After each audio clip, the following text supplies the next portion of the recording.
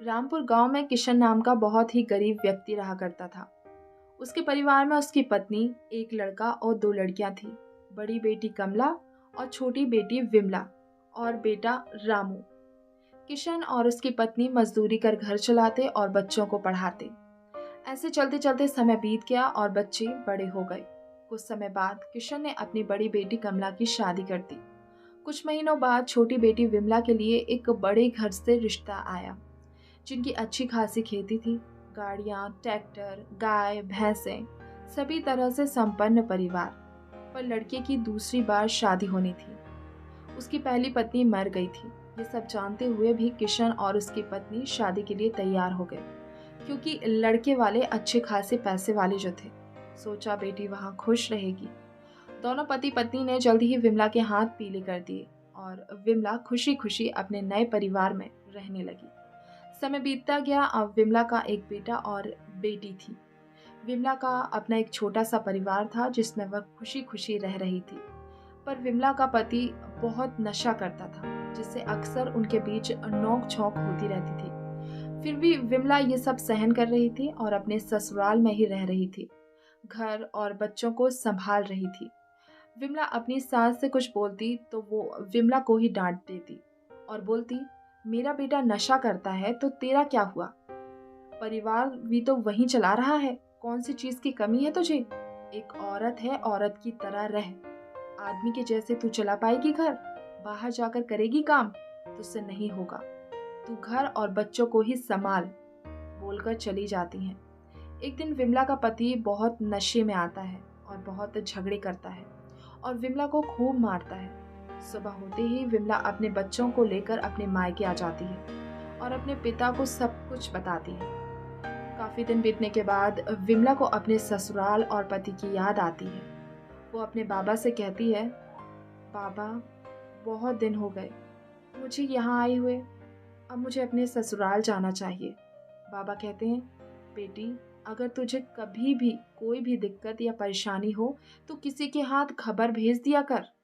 तेरा बाबा हमेशा तेरे साथ है।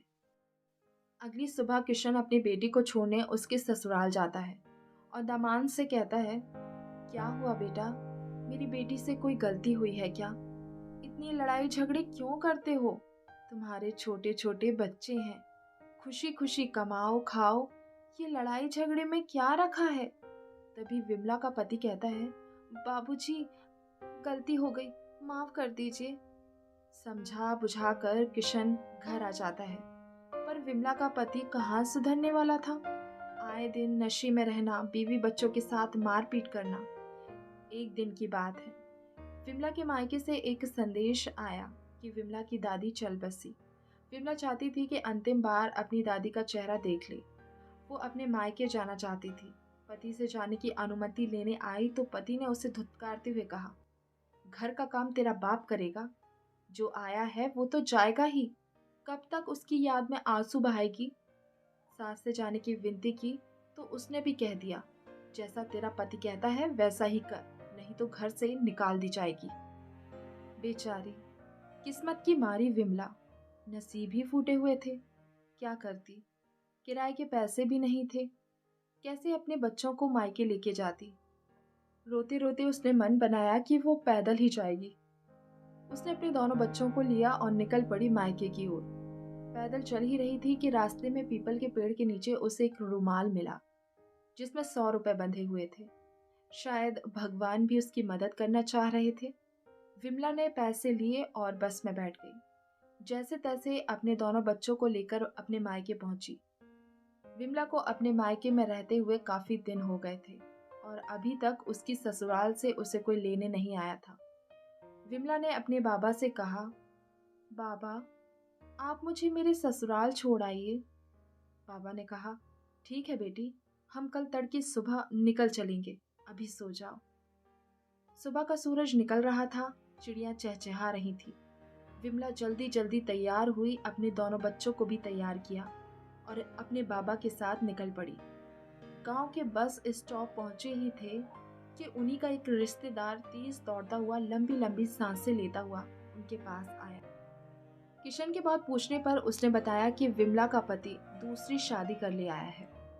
बस इतना सुनते ही दोनों बाप बेटी बेशुद्ध हो गए, जैसे उनमें जान ही ना रह गई हो। वो दोनों घर वापस चले जाते हैं और पूरी बात की सच्चाई जानते हैं। बात 100% सच थी। दोनों परिवारों में खूब बहस चलती है, पर विमला का पति विमला को साथ रखने से मना कर देता है। बच्चों को पास रखने की हामी तो भरता है, पर विमला थी तो आखिर माँ। वो अपने दोनों बच्चों को अपने साथ अपने मायके में ही रखती है और फिर कभी अपने ससुराल नहीं जाती। खुद की दम पर अपना घर बनाती है, अपने बच्चों को पढ़ाती लिखाती है और उन दोनों की शादी अपने ही दम पर कराती है। किसी से कोई मदद नहीं मांगती। दोस्तों, एक औरत जब अपने आप पर आ जाए ना, तो वो दुर्गा बन जाती है। फिर उसके लिए कोई काम कठिन नहीं रह जाता। दोस्तों, ये सच्ची कहानी हमारे उसी समाज की है जो हमें बात बात पर टोकता है, पर हमारी कोई मदद नहीं करता। कहानी पसंद आए तो लाइक करिए, शेयर करिए, कमेंट करिए और जुड़े रहिए हमारे अपने चैनल हो जाने पीर पराई से। जय हिंद।